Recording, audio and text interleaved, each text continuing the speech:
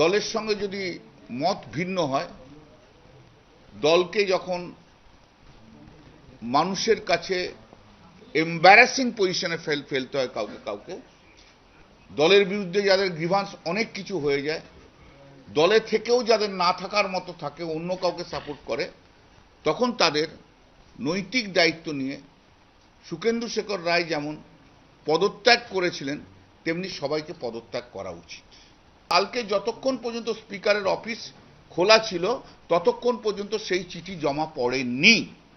Party ছেড়ে দাও, দিয়ে করো, রিজাইন করো, জিতে এসো, বিজেপির টিকিটে বা ওর টিকিটে করো না ভাই, যা ইচ্ছা আমাদের সম্বন্ধে বলো।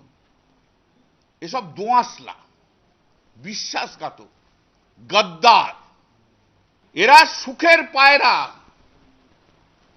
কাকলি ঘোষ দস্তিদার ছাড়া আর সবাই 2011-র পর দলে এসছে, এরা অন্য কেউ কোনো লড়াই করেনি।